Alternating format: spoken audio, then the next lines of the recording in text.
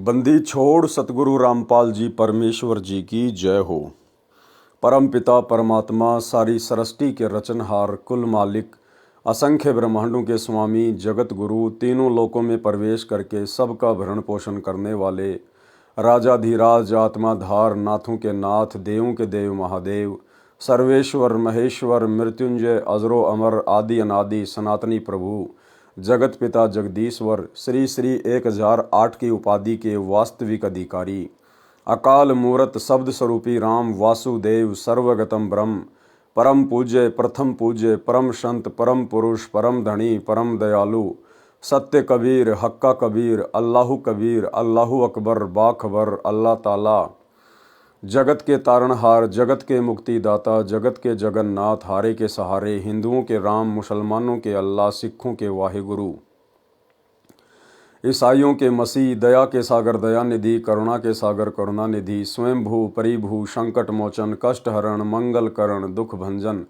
अविगत कबीर निर्विकार निर्विषम परमात्मा अलय अलेख सतगुरु आदि अनादि सतगुरु असली मर्यादा पुरुषोत्तम असली राम असली कृष्ण असली घनश्याम असली मुरारी राजाओं के राजा महाराजाओं के महाराजा शहंशाहों के शहंशाह सम्राटों के सम्राट भगवानों के भगवान अल्लाहों के अल्लाह प्रभुओं के प्रभु मसीहाओं के मसीह सच्चे वाहिगुरु बाबाओं के बाबा पीरों के पीर सेठों के सेठ जगत सेठ सावड़सा सेठ सर्वगुण संपन्न अनंत कोटि कलाओं के स्वामी अनंत कोटि ब्रह्मांडों के नायक योगियों में महायोगी ध्यानियों में महाध्यानी सिद्धों में परम सिद्ध ज्ञानियों में तत्वज्ञानी ब्रह्मज्ञानी महाज्ञानी परम ज्ञानी सर्वश्रेष्ठ ज्ञानी विज्ञानी युवा कबीर समृत कबीर असमवात अमित ओजा सच्चे रहनुमा करीम अल्लाह सुभान अल्लाह दुनिया के अंतिम पैगंबर 8 सितंबर 1951 से गांव धनाना जिला सोनीपत हरियाणा भारतवर्ष की पावन भूमि पे प्रकट रियल कल की भगवान श्री नारायण साकार हरि श्री बाबा साहेब शब्द स्वरूपी राम संत श्रोमणी सतगुरु रामपाल जी परमेश्वर जी के चरण कमल में साध संगति से जुड़े हुए देश विदेश से हम सभी सत्सेवक भाई बहनों का अनंत कोटि दंडवत प्रणाम। सत्साई भाई और बहनों, दया पूज्य गुरुदेव भगवान की, सारी सृष्टि के मालिक की, सतगुरु रामपाल जी भगवान की, जिनके विशेष आशीर्वाद से शुभ आशीर्वाद से आप और हम सभी सत्सेवक भाई बहन साध संगति से जुड़कर अपनी आत्मा के कल्याण हेतु निरंतर भक्ति मार्ग पर गुरुदेव के तत्व ज्ञान को आधार बनाकर बढ़ रहे हैं। भाई और बहनों, पूज्य गुरुदेव जी के कर कमल से लिखित पवित्र ग्रंथ कबीर सागर के सरलार्थ के ऊपर वीडियो बनाने की श्रृंखला जारी है। इसी श्रृंखला में आज हमारा ये 55 नंबर का वीडियो है। प्रत्येक वीडियो में गुरुदेव भगवान के आशीर्वाद से हमें बहुत कुछ सीखने को मिलता है। फिलहाल अध्याय कबीर चरित्र बोध के ऊपर वीडियो बनाने की श्रृंखला जारी है और इस श्रृंखला में कबीर परमेश्वर जब 650 साल पहले लीलामय रूप में एक जीवन व्यतीत कर रहे थे, काशी में परमेश्वर 120 वर्ष तक रहे थे, तो उस समय क्या क्या घटनाएं घटी थी, उन सभी घटनाओं का संक्षेप में गुरुदेव भगवान ने अपने कर कमल से यहाँ पर जिक्र किया है, जिसके ऊपर आप और हम भाई बहन वीडियो बना रहे हैं। तो भाई और बहनों, आगे बढ़ते हैं गुरुदेव के आशीर्वाद से। ये कबीर सागर का सरलार्थ पेज नंबर 527 है। ऋषि विवेकानंद जी से ज्ञान चर्चा। स्वामी रामानंद जी का एक शिष्य ऋषि विवेकानंद जी बहुत ही अच्छे प्रवचनकर्ता रूप में प्रसिद्ध था। ऋषि विवेकानंद जी को काशी शहर के एक क्षेत्र का उपदेशक नियुक्त किया हुआ था। उस क्षेत्र के व्यक्ति ऋषि विवेकानंद जी के धारा प्रवाह प्रवचनों को सुनकर उनकी प्रशंसा किए बिना नहीं रहते थे।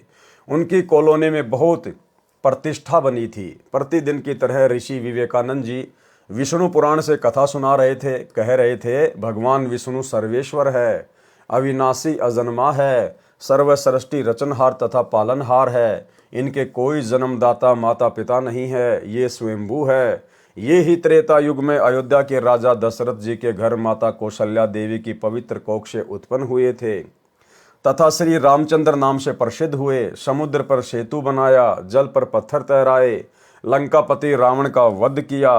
श्री विष्णु भगवान ने द्वापर युग में श्री कृष्ण चंद्र भगवान का अवतार धार कर वासुदेव जी के रूप में माता देवकी के गर्भ से जन्म लिया तथा कंस केसी शिशुपाल जरासंध आदि दुष्टों का संहार किया। 5 वर्षीय बालक कबीर देव जी भी उस ऋषि विवेकानंद जी का प्रवचन सुन रहे थे। तथा सैकड़ों की संख्या में अन्य श्रोतागण भी उपस्थित थे।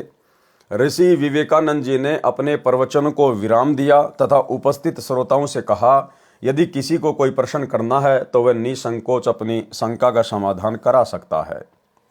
बालक कबीर परमेश्वर खड़े हुए तथा ऋषि विवेकानंद जी से करबद्ध होकर प्रार्थना की कि हे ऋषि जी, आपने भगवान विष्णु जी के विषय में बताया कि ये अजन्मा है, अविनाशी है, इनके कोई माता पिता नहीं है।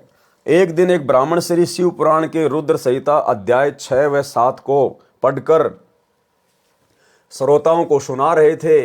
ये दास भी उस सत्संग में उपस्थित था। शिव पुराण में लिखा है कि निराकार परमात्मा आकार में आया, वह सदाशिव काल रूपी ब्रह्म कहलाया। उसने अपने अंदर से एक स्त्री प्रकट की जो प्रकृति देवी, अष्टांगी, त्रिदेव जननी, शिवा आदि नामों से जानी जाती है। काल रूपी ब्रह्म ने एक काशी नामक सुंदर स्थान बनाया। वहां दोनों शिव तथा शिवा अर्थात काल रूपी ब्रह्म तथा दुर्गा पति पत्नी रूप में निवास करने लगे। कुछ समय पश्चात दोनों के संभोग से एक लड़का उत्पन्न हुआ, उसका नाम विष्णु रखा। इसी प्रकार दोनों के रमण करने से एक पुत्र उत्पन्न हुआ, उसका नाम ब्रह्मा रखा तथा कमल के फूल पर डालकर अचेत कर दिया। फिर अध्याय 9 के अंत में लिखा है कि ब्रह्मा रजगुण है, विष्णु सतगुण है तथा शंकर तमगुण है, परंतु सदाशिव इनसे भिन्न है, वह गुणातीत है। यहाँ पर सदाशिव के अतिरिक्त 3 देव श्री ब्रह्मा, श्री विष्णु तथा श्री शिवजी भी हैं। इससे सिद्ध हुआ कि इन तीनों देवताओं की जननी दुर्गा अर्थात प्रकृति देवी है तथा पिता काल ब्रह्म है। इन तीनों प्रभुओं विष्णु आदि का जन्म हुआ है, इनके माता पिता भी हैं।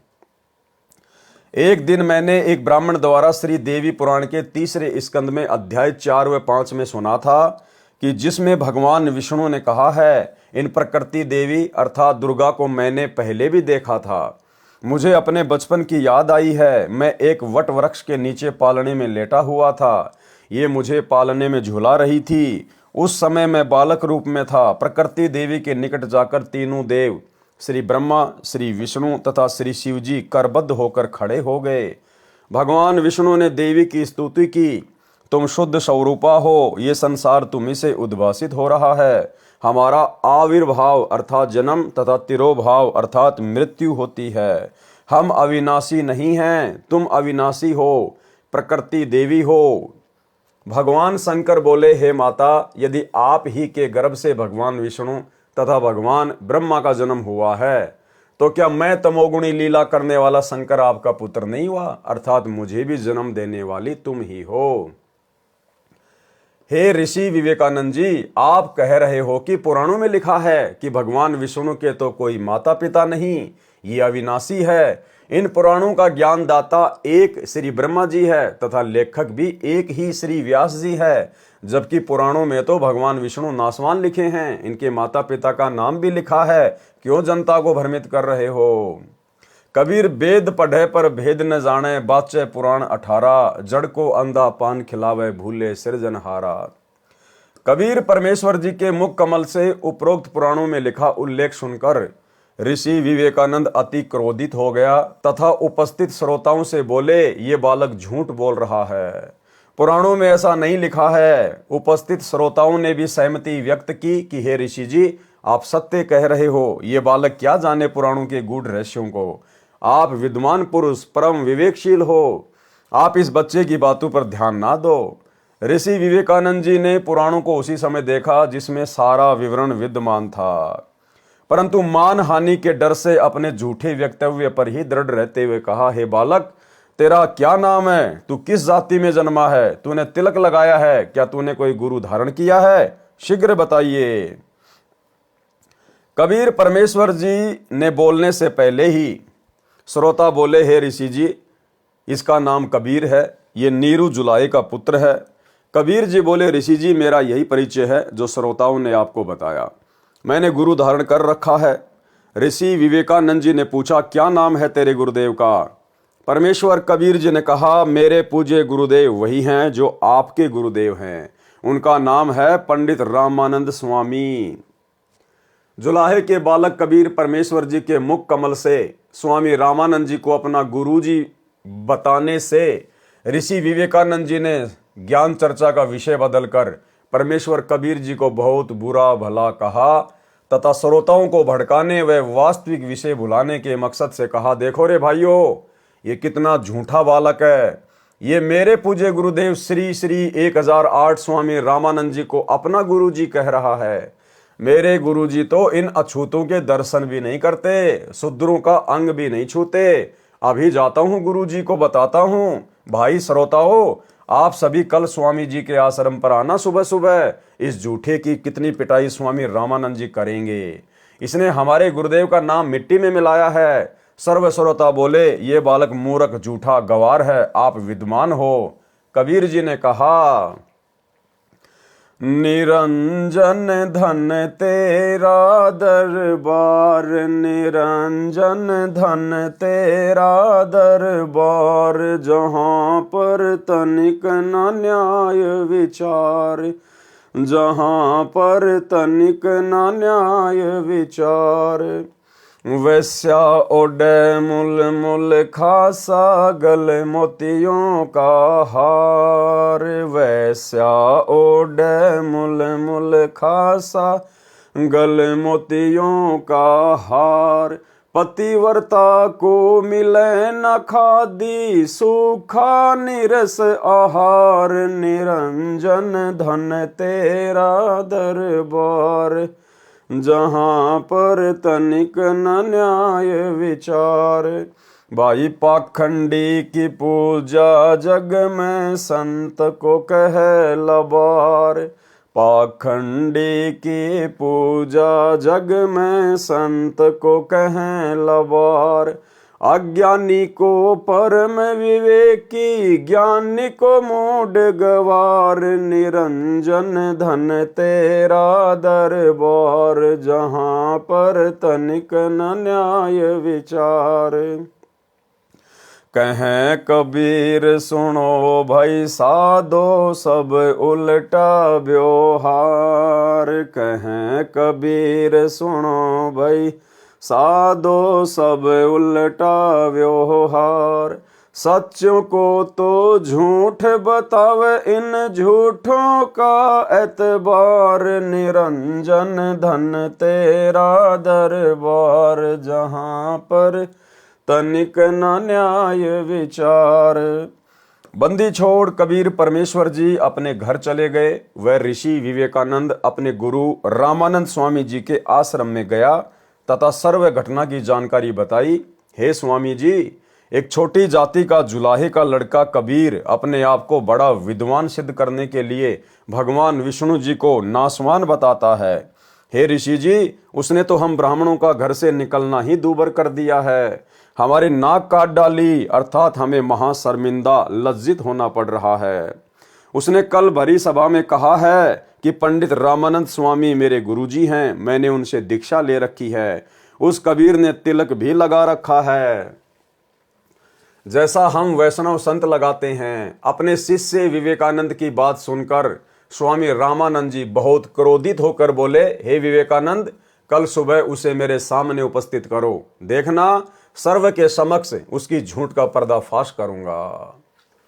कबीर जी द्वारा स्वामी रामानंद जी के मन की बात जानना, ये सारी लीला कबीर परमात्मा अपनी प्यारी आत्मा श्री रामानंद जी को शरण में लेने के लिए कर रहे थे, क्योंकि यही पंडित रामानंद जी की आत्मा त्रेता युग में और सतयुग में जब परमेश्वर आए थे, एक पूरा जीवन उन्होंने लीला में जिया था। उस समय उनके मुंह बोले पिता की भूमिका निभाई थी, इसलिए परमेश्वर ने इस प्यारी आत्मा को अपनी शरण में लेना था और इस घटना के माध्यम से परमेश्वर आगे इसको अपनी शरण में लेंगे। दूसरे दिन विवेकानंद ऋषि अपने साथ 9 व्यक्तियों को लेकर जुलाहा कॉलोनी में नीरू के मकान के विषय में पूछने लगा कि नीरू का मकान कौन सा है। क्या लिख रहे हैं भाई और बहनों, ध्यान देना शब्दों पर। 9 व्यक्तियों को लेकर दूसरे दिन पंडित विवेकानंद 9 अन्य व्यक्तियों को लेकर जुलाहों की कॉलोनी में गया कबीर परमात्मा को लेने के लिए। अब भाइयों और बहनों, कौन जानता है कहाँ लिखा हुआ कि 9 व्यक्ति गए थे, लेकिन यहाँ पर कौन लिख रहे हैं ये बात? पूज्य गुरुदेव भगवान। ये स्वयं कबीर परमात्मा है इनसे कुछ भी छुपा हुआ नहीं है, इनको सृष्टि का दाने दाने का ज्ञान है। तो 9 व्यक्ति पंडित विवेकानंद जी के साथ में गए थे उस दिन कबीर परमेश्वर जी को लाने के लिए। ये बातें परमेश्वर ही कह सकते हैं। और पहुंच गए जुलाहों की कॉलोनी में। 9 व्यक्तियों को लेकर जुलाहा कॉलोनी में नीरू के मकान के विषय में पूछने लगा कि नीरू का मकान कौन सा है। कॉलोनी के एक व्यक्ति को उनके आभाव से लगा कि ये कोई अप्रिय घटना करने के मकसद से आए हैं। उसने शीघ्रता से नीरू को जाकर बताया कि कुछ ब्राह्मण आपके घर आ रहे हैं, उनकी नीयत झगड़ा करने की है। नीमा भी वहीं खड़ी उस व्यक्ति की बातें सुन रही थी। उसी समय वे ब्राह्मण गली में नीरू के मकान की ओर आते दिखाई दिए। नीमा समझ गई कि अवश्य कबीर ने इन ब्राह्मणों से ज्ञान चर्चा की है, वे ईर्ष्यालु व्यक्ति मेरे बेटे को मार डालेंगे। इतना विचार करके सोए हुए बालक कबीर को जगाया तथा अपनी झोपड़ी के पीछे ले गई। वहां लेटाकर रजाई डाल दी तथा कहा, बेटा बोलना नहीं है, कुछ व्यक्ति झगड़ा करने के मकसद से अपने घर आ रहे हैं। नीमा अपने घर के द्वार पर गली में खड़ी हो गई।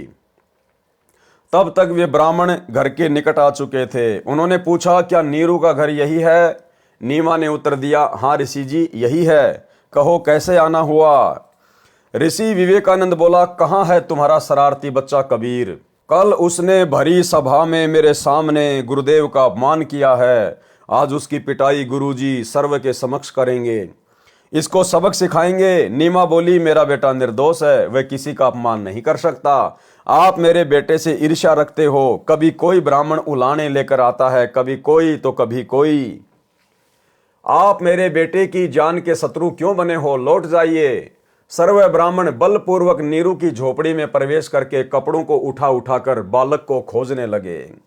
4 पाइयों को भी उलटकर पटक दिया। जोर जोर से ऊंची आवाज में बोलने लगे। माता पिता को दुखी जानकर बालक रूपधारी कबीर परमेश्वर जी रजाई से निकलकर खड़े हो गए तथा कहा, ऋषि जी मैं झोपड़ी के पीछे छुपा हूं।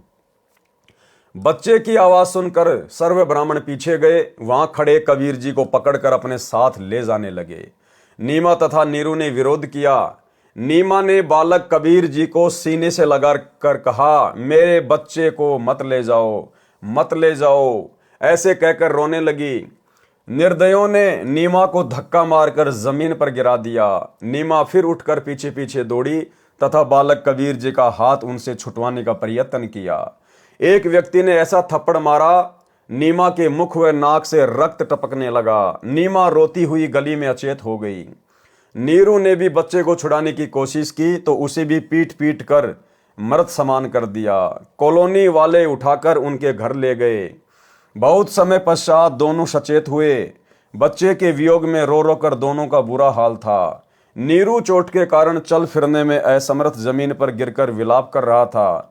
कभी चुप होकर भयभीत हुआ गली की ओर देख रहा था। मन में सोच रहा था कि कहीं वे लौटकर ना आ जाएं तथा मुझे जान से ना मार डालें। फिर बच्चे को याद करके विलाप करने लगता, मेरे बेटे को मत मारो, मत मारो, इसने क्या बिगाड़ा है तुम्हारा। ऐसे पागल जैसी स्थिति नीरू की हो गई थी। नीमा होश में आती थी, फिर अपने बच्चे के साथ हो रहे अत्याचार की कल्पना कर बेहोश अचेत हो जाती थी।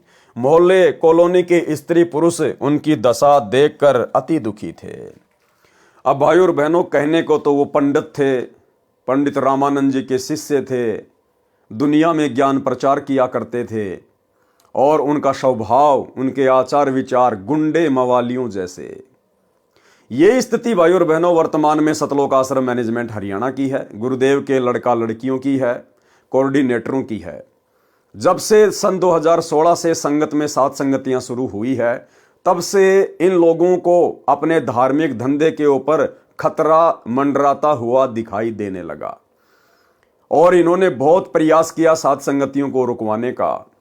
जहां जहां सात संगतियां होती, ये लोग पंडित विवेकानंद की तरह गुंडों की फौज लेकर पहुंच जाते, सत्सेवक भाई बहनों के साथ में मार पिटाई करते, पुलिस वालों को साथ में लेके जाते, पुलिस वालों को पैसे देकर उनको शराब पिलाकर भगत भाई बहनों को पिटवाते थे। दिल्ली की सात संगति में पुलिस वालों को पैसे देकर भगत भाई बहनों को जानवरों की तरह इन्होंने जो है वो पिटवाया।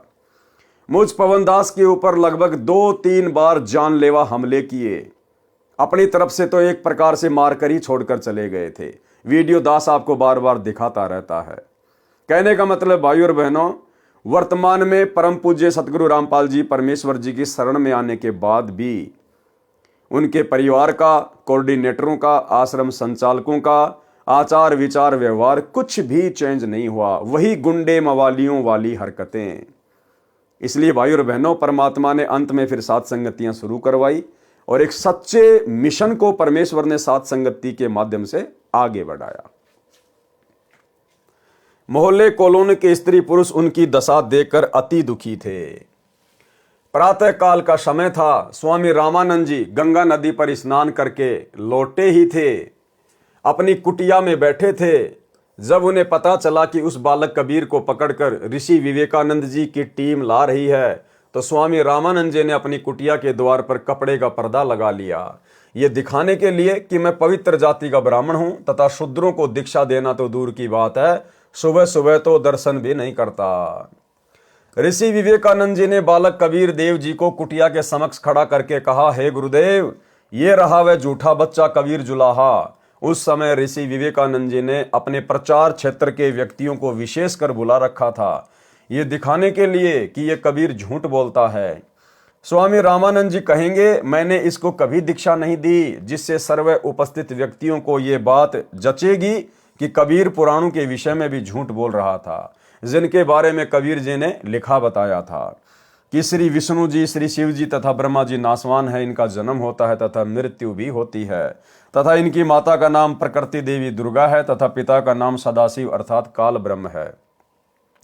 जिन हाथों से कबीर परमेश्वर को पकड़ कर लाए थे, उन सर्व व्यक्तियों ने अपने हाथ मिट्टी से रगड़ रगड़ कर धोए तथा सर्व उपस्थित व्यक्तियों के समक्ष बाल्टी में जल भरकर स्नान किया। सभी वस्त्र जो शरीर पर पहन रखे थे वे भी कूट कूट कर धोए। स्वामी रामानंद जी ने अपनी कुटिया के द्वार पर खड़े 5 वर्षीय बालक कबीर से ऊंची आवाज में प्रश्न किया, हे बालक, आपका क्या नाम है? कौन जाति में जन्म है? आपका भक्ति पंथ मार्ग कौन सा है? उस समय लगभग 1000 की संख्या में दर्शक उपस्थित थे। बालक कबीर जी ने भी आधीनता से ऊंची आवाज में उत्तर दिया, जाति मेरी जगत गुरु परमेश्वर है पंथ, गरीबदास लिखित पढ़े मेरा नाम निरंजन कंत। ए स्वामी सृष्टा मैं सृष्टि मेरे तीर, दास गरीब अधर बसूं अविगत सत्य कबीर। गोता मारूं स्वर्ग में जा बैठूं पाताल, गरीबदास ढूंढत फिरूं हीरे माणिक लाल। भावार्थ, कबीर जी ने कहा, हे स्वामी रामानंद जी, परमेश्वर के घर कोई जाति नहीं है। आप विद्वान पुरुष होते हुए वर्ण भेद को महत्व दे रहे हो। मेरी जाति व नाम तथा भक्ति पंथ जानना चाहते हो तो सुनो। मेरा नाम वही कबीर देव है जो वेदों में लिखा है, जिसे आप जी पढ़ते हो। मैं वह निरंजन माया रहित कंत सर्व का पति अर्थात सबका स्वामी हूँ। मैं ही सर्व सृष्टि रचनहार सृष्टा हूँ। ये सृष्टि मेरे ही आश्रित तीर यानी किनारे है। मैं ऊपर सत्य लोक में निवास करता हूँ। मैं वह अमर अव्यक्त अविगत सत्य कबीर हूँ, जिसका वर्णन गीता अध्याय 8 श्लोक 20 से 22 में है। हे स्वामी जी, गीता अध्याय 7 श्लोक 24 में गीता ज्ञानदाता अर्थात काल ब्रह्म अपने विषय में बताता है कि ये मूर्ख मनुष्य समुदाय मुझ अव्यक्त को श्री कृष्ण रूप में व्यक्ति मान रहे हैं। मैं सबके समक्ष प्रकट नहीं होता। ये मनुष्य समुदाय मेरे इस अश्रेष्ठ अटल नियम से अपरिचित है। गीता अध्याय 7 श्लोक 25 में कहा है कि मैं गीता ज्ञानदाता अपनी योग माया अर्थात सिद्धि शक्ति से छिपा हुआ अपने वास्तविक रूप में सबके समक्ष प्रत्यक्ष नहीं होता। ये अज्ञानी जन समुदाय मुझ श्री कृष्ण व राम आदि की तरह माता से जन्म लेने वाले प्रभु को तथा अविनाशी जो अन्य अव्यक्त परमेश्वर है उसको नहीं जानते। हे स्वामी रामानंद जी, गीता अध्याय 7 श्लोक 24-25 में गीता ज्ञानदाता काल ब्रह्म क्षर पुरुष ने अपने को अव्यक्त कहा है। ये प्रथम अव्यक्त प्रभु हुआ। अब सुनो दूसरे तथा तीसरे अव्यक्त प्रभुओं के विषय में। गीता अध्याय 8 श्लोक 18-19 में गीता ज्ञानदाता ने अपने से अन्य अव्यक्त परमात्मा का वर्णन किया है। कहा है, ये सर्व चराचर प्राणी दिन के समय अव्यक्त परमात्मा से उत्पन्न होते हैं, रात्रि के समय उसी में लीन हो जाते हैं। यह जानकारी काल ब्रह्म ने अपने से अन्य अव्यक्त प्रभु पर ब्रह्म अर्थात अक्षर ब्रह्म के विषय में दी है। यह दूसरा अव्यक्त अविगत प्रभु हुआ। तीसरे अव्यक्त अविगत परमात्मा अर्थात परम अक्षर ब्रह्म के विषय में गीता अध्याय 8 श्लोक 20 से 22 में कहा है कि जिस अव्यक्त प्रभु का गीता अध्याय 8 श्लोक 18-19 में वर्णन किया है वह पूर्ण प्रभु नहीं है, वह भी वास्तव में अविनाशी प्रभु नहीं है, परंतु उस अव्यक्त जिसका विवरण उपरोक्त श्लोक 18-19 में है उससे भी अति परे दूसरा जो सनातन अव्यक्त भाव है वह परम दिव्य परमेश्वर सब भूतों यानी प्राणियों के नष्ट होने पर भी नष्ट नहीं होता। वह अक्षर अव्यक्त अविनाशी अविगत अर्थात वास्तव में अविनाशी अव्यक्त प्रभु इस नाम से कहा गया है। उसी अक्षर अव्यक्त की प्राप्ति को परम गति कहते हैं। जिस दिव्य परम परमात्मा को प्राप्त होकर साधक वापस लौटकर इस संसार में नहीं आते, इसी का विवरण गीता अध्याय 15 श्लोक 1 से 4 तथा श्लोक 16-17 में भी है। वह धाम अर्थात जिस लोक में वह अविनाशी परमात्मा रहता है वह धाम मेरे वाले लोक ब्रह्म लोक से श्रेष्ठ है। हे पार्थ, जिस अविनाशी परमात्मा के अंतर्गत सर्व प्राणी हैं, जिस सच्चिदानंद घन परमात्मा से यह समस्त जगत परिपूर्ण है, वह सनातन अव्यक्त परमेश्वर तो अनन्य भक्ति से प्राप्त होने योग्य है। गीता अध्याय 8 श्लोक 20, 21, 22। हे स्वामी रामानंद जी, मैं वही तीसरी श्रेणी वाला अविगत सत्य अविनाशी भाव वाला परमेश्वर कबीर हूं, जिसे वेदों में कबीर देव कहा है, वही कबीर देव मैं कहलाता हूं। हे स्वामी रामानंद जी, सर्व सृष्टि को रचने वाला सृष्टा मैं ही हूं।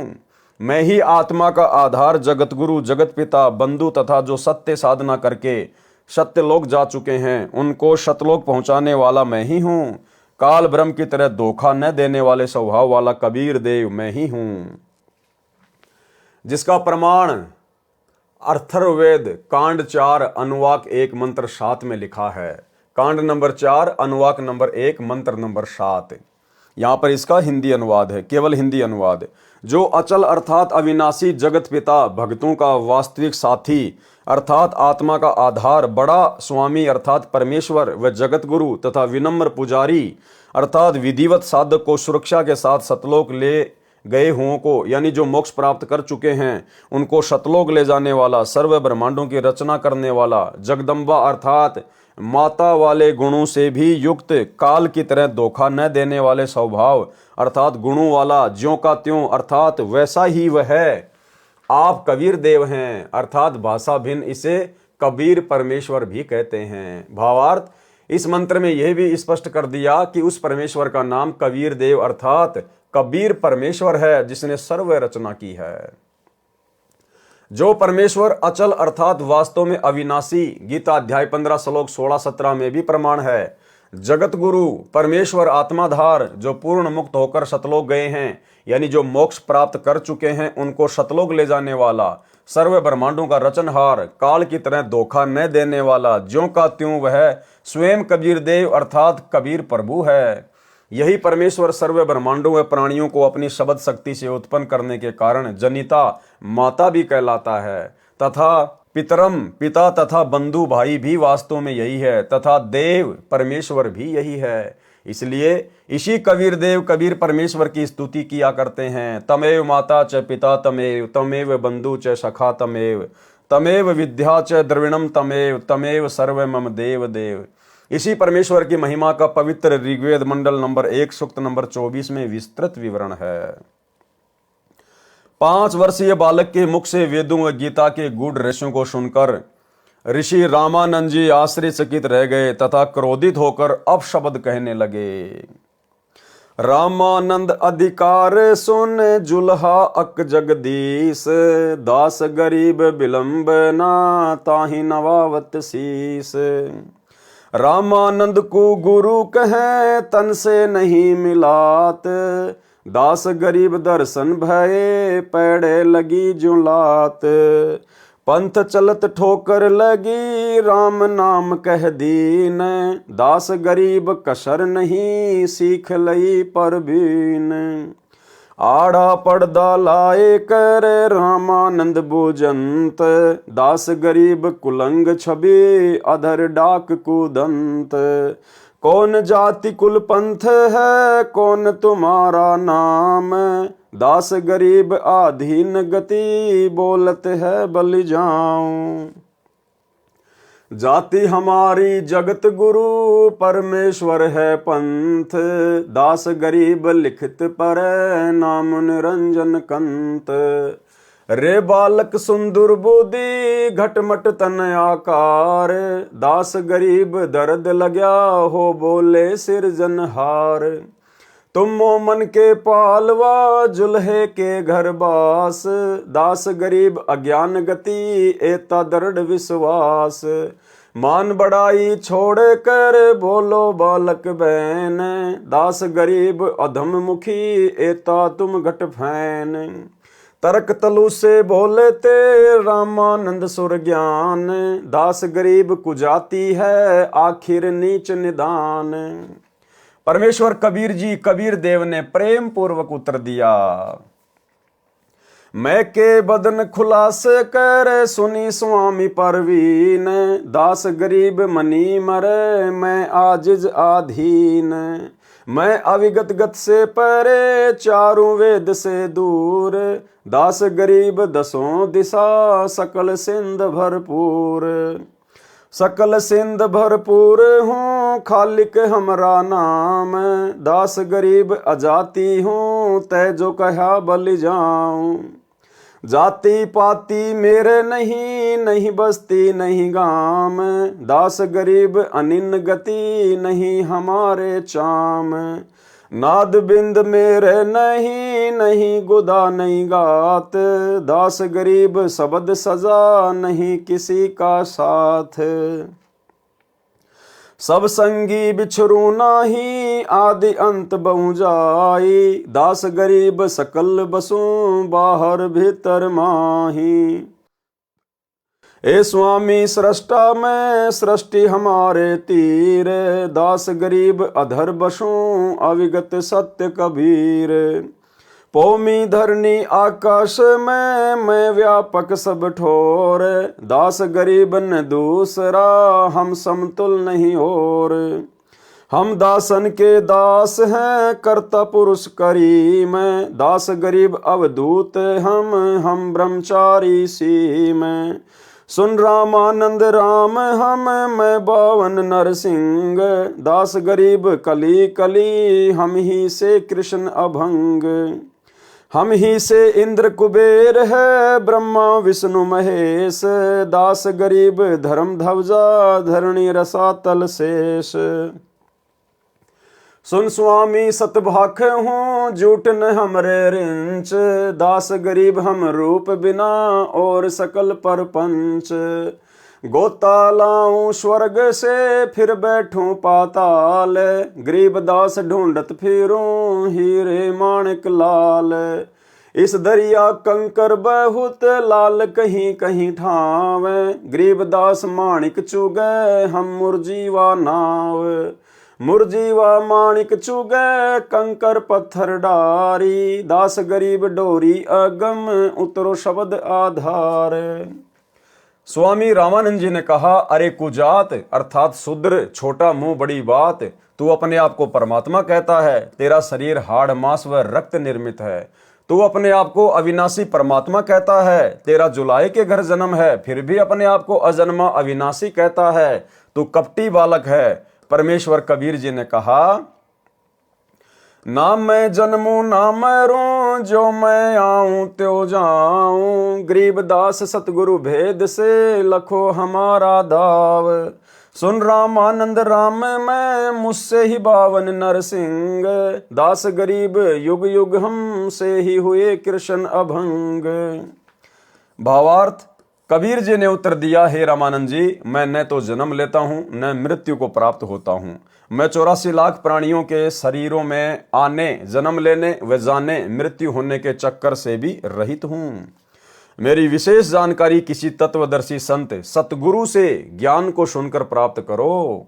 गीता अध्याय 4 श्लोक 34 तथा यजुर्वेद अध्याय 40 मंत्र 10 व 13 में वेद ज्ञानदाता स्वयं कह रहा है कि उस पूर्ण परमात्मा के तत्व वास्तविक ज्ञान से मैं अपरिचित हूं। उस तत्व ज्ञान को तत्वदर्शी संतों से सुनो, उन्हें दंडवत प्रणाम करो, अति विनम्र भाव से परमात्मा के पूर्ण मोक्ष मार्ग के विषय में ज्ञान प्राप्त करो। जैसी भक्ति विधि से तत्वदर्शी संत बताए वैसे साधना करो। गीता अध्याय 15 श्लोक 17 में लिखा है कि श्लोक 16 में जिन दो पुरुषों भगवानों क्षर पुरुष अर्थात काल ब्रह्म तथा अक्षर पुरुष अर्थात परब्रह्म का उल्लेख है, वास्तव में अविनाशी परमेश्वर तथा सभी का पालन पोषण व धारण करने वाला परमात्मा तो उन उपरोक्त दोनों से अन्य ही है। हे स्वामी रामानंद जी, वह उत्तम पुरुष अर्थात सर्वश्रेष्ठ प्रभु मैं ही हूँ। इस बात को सुनकर स्वामी रामानंद जी बहुत क्षुब्ध हो गए तथा कहा कि रे बालक, तू निम्न जाति का और छोटा मुंह बड़ी बात कर रहा है, तू अपने आप भगवान बन बैठा। बुरी गालियां भी दी। कबीर साहिब बोले कि गुरुदेव, आप मेरे गुरुजी हैं, आप मुझे गाली दे रहे हो तो भी मुझे आनंद आ रहा है, लेकिन मैं जो आपको कह रहा हूं मैं ज्यों का त्यों पूर्ण ब्रह्म ही हूं, इसमें कोई संशय नहीं है। इस बात को सुनकर रामानंद जी ने कहा कि ठहर जा, तेरी तो लंबी कहानी बनेगी, तो ऐसे नहीं मानेगा, मैं पहले अपनी पूजा पाठ कर लेता हूं। रामानंद जी ने कहा कि इसको बैठाओ, मैं पहले अपनी कुछ क्रिया रहती है वह कर लेता हूं, बाद में इससे निपटूंगा। स्वामी रामानंद जी क्या क्रिया करते थे? भगवान विष्णु जी की एक काल्पनिक मूर्ति बनाते थे, अपने मन में काल्पनिक मूर्ति बनाया करते थे। सामने मूर्ति दिखाई देने लग जाती थी, जैसे कर्मकांड करते हैं। भगवान की मूर्ति के पहले वाले सारे कपड़े उतार कर उनको जल से स्नान करवाकर फिर स्वच्छ कपड़े भगवान ठाकुर को पहनाकर गले में माला डालकर तिलक लगाकर मुकुट रख देते हैं। रामानंद जी कल्पना कर रहे थे, कल्पना करके भगवान की काल्पनिक मूर्ति बनाई। श्रद्धा से जैसे नंगे पैरों जाकर आप ही गंगा जल लाए हों, ऐसी अपनी भावना बनाकर ठाकुर जी की मूर्ति के कपड़े उतारे, फिर स्नान करवाया तथा नए वस्त्र पहना दिए, तिलक लगा दिया, मुकुट रख दिया और माला डालनी भूल गए। कंठी न डालें तो पूजा अधूरी, और मुकुट रख दिया तो उस दिन मुकुट उतारा नहीं जा सकता, उस दिन मुकुट उतार दें तो पूजा खंडित। स्वामी रामानंद जी अपने आप को कोस रहे हैं कि इतना जीवन हो गया मेरा, कभी भी ऐसी गलती जिंदगी में नहीं हुई थी। प्रभु, आज मुझ पापी से क्या गलती हुई है? यदि मुकुट उतारूं तो पूजा खंडित। उसने सोचा कि मुकुट के ऊपर से कंठी माला डालकर देखता हूं। कल्पना से कर रहे हैं, कोई सामने मूर्ति नहीं और पर्दा लगा है। कबीर साहिब दूसरी ओर बैठे हैं, मुकुट में माला फंस गई, आगे नहीं जा रही थी, जैसे शौपन देख रहे हों। रामानंद जी ने सोचा, अब क्या करूं? हे भगवान, आज तो मेरा सारा दिन ही व्यर्थ गया, आज की मेरी भक्ति कमाई व्यर्थ गई। क्योंकि जिसको परमात्मा की कसक होती है, उसका एक नित्य नियम भी रह जाए तो उसको दर्द बहुत होता है। जैसे इंसान की जेब कट जाए और फिर बहुत पश्चाताप करता है। प्रभु के सच्चे भक्तों को इतनी लगन होती है। इतने में बालक रूपधारी कबीर परमेश्वर जी ने कहा कि स्वामी जी, माला की घुंडी खोलो और माला गले में डाल दो, फिर गांठ लगा दो, मुकुट उतारना नहीं पड़ेगा। रामानंद जी काहे का मुकुट उतारे था, काहे की गांठ खोले था। कुटिया के सामने लगा पर्दा भी स्वामी रामानंद जी ने अपने हाथ से फेंक दिया और ब्राह्मण समाज के सामने उस कबीर परमेश्वर को सीने से लगा लिया। रामानंद जी ने कहा कि हे भगवान, आपका तो इतना कोमल शरीर है जैसे रुई हो, आपके शरीर की तुलना में मेरा तो पत्थर जैसा शरीर है। एक तरफ तो प्रभु खड़े हैं और एक तरफ जाति व धर्म की दीवार है। प्रभु चाहने वाली पुण्यात्माएं धर्म की बनावटी दीवार को तोड़ना श्रेयकर समझते हैं। वैसा ही स्वामी रामानंद जी ने किया। सामने पूर्ण परमात्मा को पाकर न जाति देखी, न धर्म देखा, न छुआछात, केवल आत्म कल्याण देखा। इसे ब्राह्मण कहते हैं। बोलत रामानंद जी हम गड़बड़ा सुकाल, गरीबदास पूजा कर मुकुट फही जदिमाल। सेवा करो संभाल कर सुनी स्वामी सुर ज्ञान, गरीबदास सिर मुकुट धरी माला अटकी जान। स्वामी घुंडी खोल कर फिर माला गल डार, गरीबदास इस भजन को जानत है करतार। ड्योडी पर्दा दूर कर लिया कंठ लगाए, गरीबदास गुजरी बहुत बदने बदन मिलाए। मन की पूजा तुम लखी मुकुट माल पर बेस, गरीबदास गति को लखै कौन वरण क्या भेष। ये तो तुम शिक्षा दई मान लई मन मोर, गरीबदास कोमल पुरुष हमरा बदन कठोर। कबीर देव द्वारा ऋषि रामानंद के आश्रम में 2 रूप धारण करना। स्वामी रामानंद जी ने परमेश्वर कबीर जी से कहा कि आपने झूठ क्यों बोला। कबीर परमेश्वर जी बोले, कैसा झूठ स्वामी जी। स्वामी रामानंद जी ने कहा कि आप कह रहे थे कि आपने मेरे से नाम ले रखा है, आपने मेरे से उपदेश कब लिया। बालक रूपधारी कबीर परमेश्वर जी बोले, एक समय आप स्नान करने के लिए पंचगंगा घाट पर गए थे, मैं वहां लेटा हुआ था, आपके पैरों की खड़ाऊ मेरे सिर में लगी थी, आपने कहा था कि बेटा राम राम बोलो। रामानंद जी बोले, हाँ अब कुछ याद आया, परंतु वह तो बहुत छोटा बच्चा था, क्योंकि उस समय 5 वर्ष की आयु के बच्चे बहुत बड़े हो जाया करते थे, तथा 5 वर्ष के बच्चे के शरीर तथा 2.5 वर्ष के बच्चे के शरीर में दुगना अंतर हो जाता है। कबीर परमेश्वर जी ने कहा, स्वामी जी देखो मैं ऐसा था। स्वामी रामानंद जी के सामने ही खड़े हैं और एक 2.5 वर्षीय बच्चे का दूसरा रूप बनाकर किसी सेवक की वहां पर चारपाई बिछी थी, उसके ऊपर विराजमान हो गए। रामानंद जी ने 6 बार तो इधर देखा और 6 बार उधर देखा, फिर आंखें मल मल कर देखा कि कहीं तेरी आंखें धोखा तो नहीं खा रही हैं। इस प्रकार देख ही रहे थे कि इतने में कबीर परमेश्वर जी का छोटे वाला रूप हवा में उड़ा और कबीर परमेश्वर जी के बड़े 5 वर्ष वाले स्वरूप में समा गया। 5 वर्ष वाले स्वरूप में कबीर परमेश्वर जी रह गए। रामानंद जी बोले कि मेरा संशय मिट गया कि आप ही पूर्ण ब्रह्म हो। हे परमेश्वर, आपको कैसे पहचान सकते हैं? आप किस जाति में उत्पन्न तथा कैसी वेशभूषा में खड़े हो? हम नादान प्राणी आपके साथ वाद विवाद करके दोषी हो गए, क्षमा करना परमेश्वर। कबीर देव, मैं आपका अनजान बच्चा हूं। रामानंद जी ने फिर अपनी अन्य शंकाओं का निवारण करवाया। शंका, हे कबीर देव, मैं राम राम कोई मंत्र शिष्यों को जाप करने को नहीं देता। यदि आपने मुझसे दीक्षा ली है तो वह मंत्र बताइए जो मैं शिष्य को जाप करने को देता हूं। उत्तर कबीर देव का, हे स्वामी जी, आप ओम नाम जाप करने को देते हो तथा ओम भगवते वासुदेवाय नमः का जाप तथा विष्णु स्तोत्र की आवर्ती की भी आज्ञा देते हो। फिर शंका, आपने जो मंत्र बताया ये तो सही है, एक शंका और है, उसका भी निवारण कीजिए। मैं जिसे शिष्य बनाता हूं उसे एक चिन्ह देता हूं, वह आपके पास नहीं है। उत्तर बंदी छोड़ कबीर जी बोले, हे गुरुदेव, आप तुलसी की लकड़ी के एक मणके की कंठी माला गले में पहनने के लिए देते हो। ये देखो गुरुजी, उसी दिन आपने अपनी कंठी गले से निकालकर मेरे गले में पहनाई थी। ये कहते हुए कबीर देव ने अपने कुर्ते के नीचे गले में पहनी वही कंठी माला सार्वजनिक कर दी।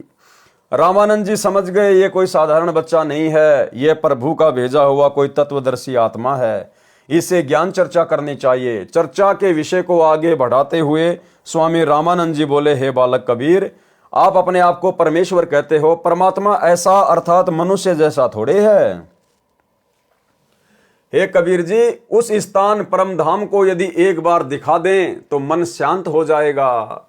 मैं वर्षों से ध्यान योग अर्थात हठ योग करता हूं। मैं समाधिस्थ होकर आकाश में बहुत ऊपर तक सैर कर आता हूं।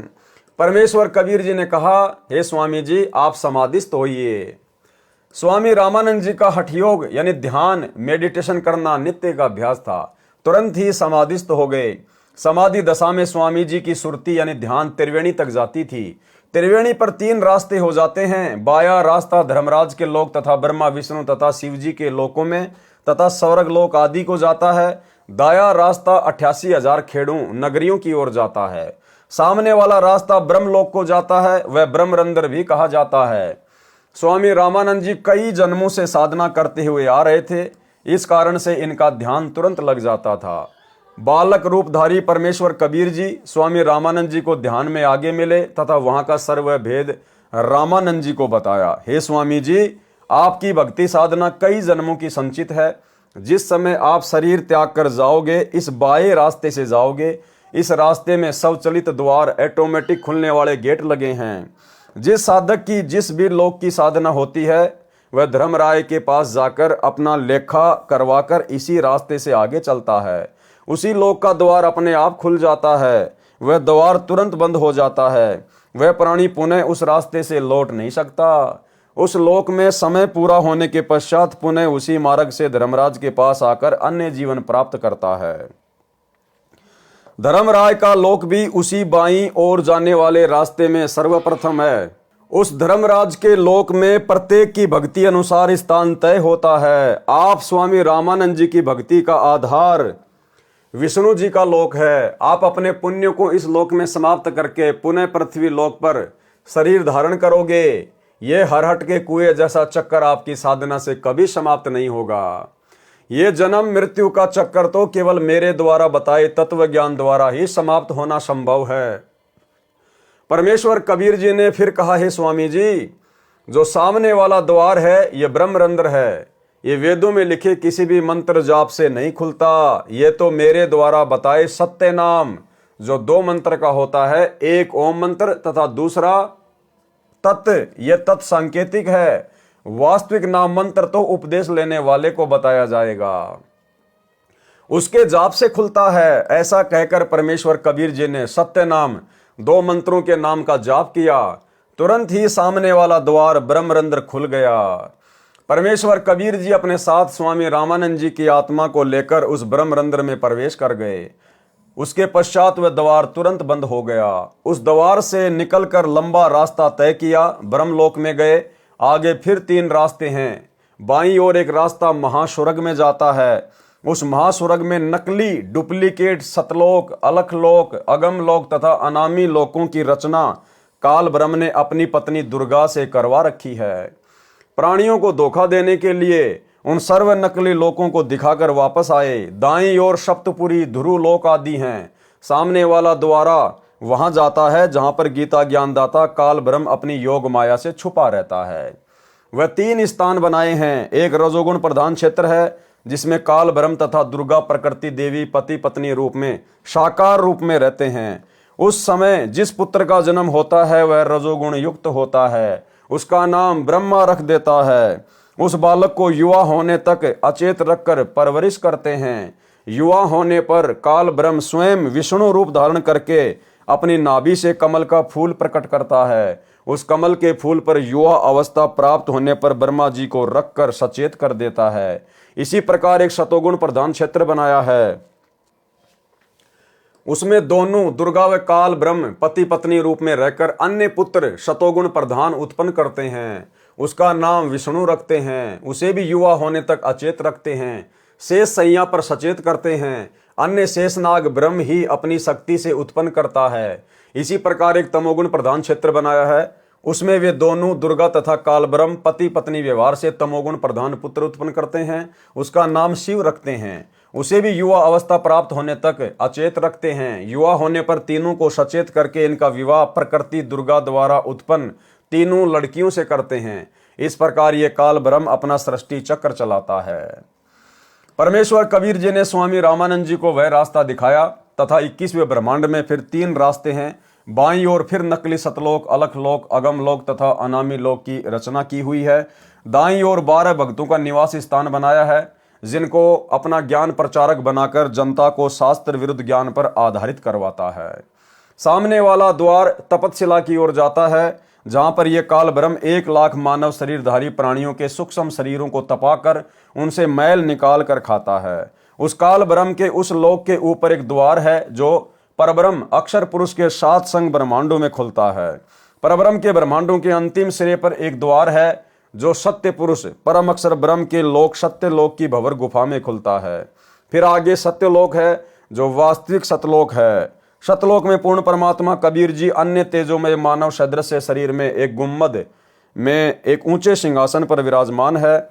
वहां सतलोक की सर्व वस्तुएं तथा सतलोकवासी सफेद प्रकाश युक्त हैं। सत्य पुरुष के शरीर का प्रकाश अत्यधिक सफेद है। सत्य पुरुष के एक रोमकूप का प्रकाश 1 लाख सूर्यों तथा इतने ही चंद्रमाओं के मिले जुले प्रकाश से भी अधिक है। परमेश्वर कबीर जी स्वामी रामानंद जी की आत्मा को साथ लेकर सतलोक में गए। वहां सभी आत्माओं का भी मानव सदृश शरीर है। उनके शरीर का भी सफेद प्रकाश है, परंतु सतलोक निवासियों के शरीर का प्रकाश 16 सूर्यों के प्रकाश के समान है। बालक रूपधारी कबीर देव ने अपने ही अन्य स्वरूप पर चंवर किया, जो स्वरूप अत्यधिक तेजोमय था तथा सिंहासन पर एक सफेद गुम्बद में विराजमान था। स्वामी रामानंद जी ने सोचा कि पूर्ण परमात्मा तो ये है जो तेजोमय शरीर युक्त है। ये बाल रूपधारी आत्मा कबीर यहाँ का अनुचर अर्थात सेवक होगा। स्वामी रामानंद जी ने इतना विचार ही किया था, उसी समय सिंहासन पर विराजमान तेजोमय शरीर युक्त परमात्मा सिंहासन त्याग कर खड़ा हो गया तथा बालक कबीर जी को सिंहासन पर बैठने के लिए प्रार्थना की। नीचे से रामानंद जी के साथ गया बालक कबीर जी उस सिंहासन पर विराजमान हो गए तथा वह तेजोमय शरीरधारी प्रभु बालक के सिर पर श्रद्धा से चंवर करने लगा। रामानंद जी ने सोचा, यह परमात्मा इस बच्चे पर चंवर करने लगा, यह बालक यहाँ का नौकर सेवक नहीं हो सकता। इतने में तेजोमय शरीर वाला परमात्मा उस बालक कबीर जी के शरीर में समा गया। बालक कबीर जी का शरीर उसी प्रकार उतने ही प्रकाश युक्त हो गया जितना पहले सिंहासन पर बैठे पुरुष परमेश्वर का था। इतनी लीला करके स्वामी रामानंद जी की आत्मा को वापस शरीर में भेज दिया। महर्षि रामानंद जी ने आंखें खोलकर देखा तो बालक रूपधारी परमेश्वर कबीर जी को सामने ही बैठा पाया। महर्षि रामानंद जी को पूर्ण विश्वास हो गया कि यह बालक कबीर जी ही परम अक्षर ब्रह्म अर्थात वासुदेव कुल का मालिक है। दोनों स्थानों ऊपर सत्यलोक में तथा नीचे पृथ्वीलोक में यहाँ पर स्वयं ही लीला कर रहा है। यही परम दिव्य पुरुष अर्थात आदि पुरुष है। सतलोक में जहाँ पर यह है परमात्मा मूल रूप में निवास करता है, वह सनातन परम धाम है। परमेश्वर कबीर जी ने इसी प्रकार संत गरीबदास जी महाराज छुडानी हरियाणा वाले को सर्व ब्रह्मांडों को प्रत्यक्ष दिखाया था, उनका ज्ञान योग खोल दिया था तथा परमेश्वर ने गरीबदास जी महाराज को स्वामी रामानंद जी के विषय में बताया था कि किस प्रकार से मैंने स्वामी जी को शरण में लिया था। महाराज गरीबदास जी ने अपनी अमृतवाणी में उल्लेख किया है, तहाँ वहाँ चित चक्रित भया देखी फजल दरबार, गरीबदास सिजदा किया हम पाए दीदार। बोलत रामानंद जी सुन कबीर करतार, गरीबदास सब रूप में तुम ही बोलनहार। दहू ठोर है एक तो भया एक से दोए, गरीबदास हम कारणे उतरे हो मगजोए। तुम साहिब तुम संत हो तुम सतगुरु तुम हंस, गरीबदास तुम रूप बिना और न दूजा अंश। तुम स्वामी मैं बाल बुद्धि भरम कर्म किए नाश, गरीबदास निज ब्रह्म तू हमरे दर्द विश्वास। सुन बे सुन से तुम परे उर से हमरे तीर, गरीबदास सरभंग में अविगत पुरुष कबीर। कोटि कोटि सिजदा किए कोटि कोटि प्रणाम, गरीबदास अनहद अधर हम पर से तुम धाम। बोले रामानंद जी सुनो कबीर सुभान, गरीबदास मुक्ता भये उदरे पिंड अरु प्राण। उपरोक्त वाणी का भावार्थ, सत्यलोक में तथा काशी नगर में पृथ्वी पर दोनों स्थानों पर परमात्मा कबीर जी को देखकर स्वामी रामानंद जी ने कहा है, कबीर परमात्मा आप दोनों स्थानों पर लीला कर रहे हो। आप ही निज ब्रह्म अर्थात गीता अध्याय 15 श्लोक 17 में कहा है कि उत्तम पुरुष अर्थात वास्तविक परमेश्वर तो क्षर पुरुष काल ब्रह्म तथा अक्षर पुरुष परब्रह्म से अन्य ही है। वही परमात्मा कहा जाता है जो तीनों लोकों में प्रवेश करके सबका धारण पोषण करता है। वह परम अक्षर ब्रह्म आप ही हैं। आप ही की शक्ति से सर्व प्राणी गति कर रहे हैं। मैंने आपका वह सनातन परम धाम आंखों देखा है तथा वास्तविक अनहद धुन तो ऊपर सत्य लोक में है। ऐसा कहकर स्वामी रामानंद जी ने कबीर परमेश्वर के चरणों में कोटि कोटि प्रणाम किया तथा कहा, आप परमेश्वर हो, आप ही सतगुरु तथा आप ही तत्वदर्शी संत हो, आप ही हंस तथा नीर खीर को भिन्न भिन्न करने वाले सच्चे भगत के गुणों युक्त हो। कबीर भगत नाम से यहाँ पर प्रसिद्ध हो। वास्तव में आप परमात्मा हो, मैं आपका भगत, आप मेरे गुरु जी। परमेश्वर कबीर जी ने कहा, हे स्वामी जी, गुरु जी तो आप ही रहो, मैं आपका शिष्य हूँ। ये गुरु परंपरा बनाए रखने के लिए अति आवश्यक है। यदि आप मेरे गुरुजी के रूप में नहीं रहोगे तो भविष्य में संत व भगत कहा करेंगे कि गुरु बनाने की कोई आवश्यकता नहीं है। सीधा ही परमात्मा से ही संपर्क करो। कबीर ने भी गुरु नहीं बनाया था।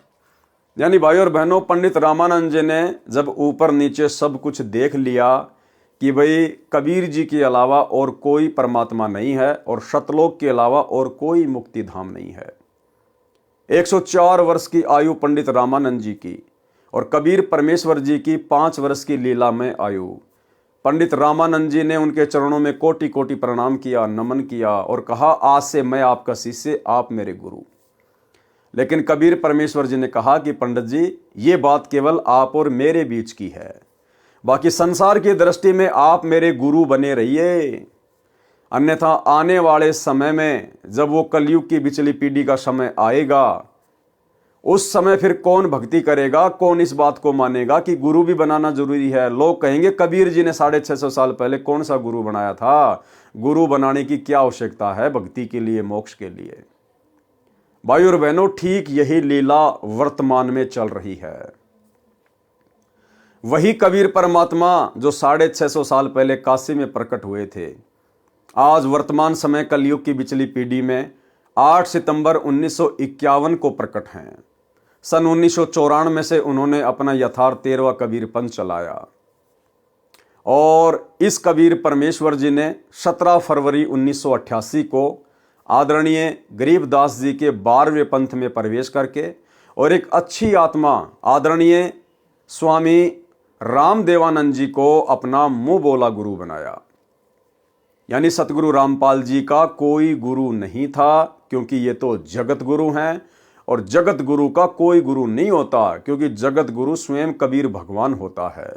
लेकिन इन्होंने गुरु शिष्य परंपरा का निर्वाह करते हुए और एक सच्चे भगत के लक्षण और गुणों को दर्शाते हुए आदरणीय रामदेवानंद जी को अपना मुंह बोला गुरु धारण किया। ये बात हम सत्सेवक भाई बहन तो पिछले 8-10 वर्षों से संगत को वीडियो बनाकर समझाते आए रहे हैं, लेकिन इसका सबसे बड़ा प्रमाण आपको स्वयं पूज्य गुरुदेव सतगुरु रामपाल जी परमेश्वर जी के कलयुगी छोटे बेटे मनोज के मुख से भी सुनाते हैं। मनोज ने कहा कि जब मैं छोटा सा था उस समय मुझे मेरे पिताजी ने, सतगुरु रामपाल जी ने दादा गुरु जी से नाम दिलवाया। मैं अपने पिताजी सतगुरु रामपाल जी के साथ में दादा गुरु जी के पास जाता था, सेवा करता था, आश्रम में जाता था। एक दिन मेरे पिताजी मुझे दादा गुरु जी के पास लेकर गए। जैसे हम वहां पहुंचे तो पता चला कि दादा गुरु जी विश्राम कर रहे थे। कुछ समय के बाद में जब दादा गुरु जी की आंख खुली, एक सेवक दौड़कर गया और सेवक ने बताया, जी ऐसे ऐसे हरियाणा से रामपाल जी आए हुए हैं। तो दादा गुरु जी ने कहा कि आपने उनको अंदर क्यों नहीं बुलाया, बाहर क्यों बैठा के रखा। तो सेवकों को बड़ा आश्चर्य हुआ कि एक हमारे जैसे भगत के विषय में इतना बोल रहे हैं कि उनको बाहर क्यों बैठाया, अंदर क्यों नहीं बुलाया, जबकि उन्होंने तो नाम भी हमारे से बाद में लिया, वो तो एक भगत है। तो सेवक ने कहा, जी आप विश्राम कर रहे थे, आप सो रहे थे। तो दादा गुरुदेव ने कहा कि मुझे जगाया क्यों नहीं, मुझे जगाना चाहिए था, और जाओ उनको अंदर लेके आओ। सेवक गया, सेवक ने सारी बात बताई और जब गुरुदेव भगवान अंदर गए अपने कलयुगी बेटे मनोज के साथ में, तो मनोज अपने इंटरव्यू में कह रहा है कि मैंने देखा कि दादा गुरुजी अपनी चारपाई से खड़े होने का प्रयास कर रहे थे गुरुजी को देखते ही, लेकिन गुरुजी ने एक अच्छे शिष्य की भूमिका निभाते हुए तुरंत उनके चरणों में दंडवत प्रणाम किया और उनके चरणों में ही बैठ गए। इतने में दादा गुरुजी ने कहा कि नहीं नहीं नहीं, आप नीचे मत बैठिए, आप ऊपर आइए, आप ऊपर आइए, आपकी जगह ये है, आपकी जगह ये है। और दादा गुरुजी उठकर नीचे बैठने का प्रयास कर रहे थे, लेकिन गुरुदेव भगवान ने देखा कि यहां तो बहुत सारे सेवक खड़े हैं, तो गुरुदेव ने एक अच्छे सुयोग्य शिष्य की भूमिका निभाते हुए अंत तक यही कहा, नहीं जी आप ही बैठे रहिए, मैं नीचे ठीक हूं। अंत में दादा गुरुदेव ने कहा कि आप कम से कम चारपाई पर तो बैठिए, लेकिन गुरुदेव भगवान ने एक अच्छे शिष्य की भूमिका निभाते हुए उनके चरणों में ही बैठना स्वीकार किया और एक टक दादा गुरुजी सतगुरु रामपाल जी के चेहरे की तरफ देखते रहे। उसके बाद में मनोज ने कहा कि ये सेम टू सेम वही घटना घटी जो घटना 650 साल पहले कबीर परमेश्वर और पंडित रामानंद जी के बीच में घटित हुई। यानी भाइयों और बहनों, ठीक है, सतगुरु रामपाल जी का कलयुगी परिवार, सतलोक आश्रमों से जुड़े हुए भाई बहन, कोऑर्डिनेटर, ये आज भी सतगुरु रामपाल जी को कबीर परमात्मा नहीं मानते हैं।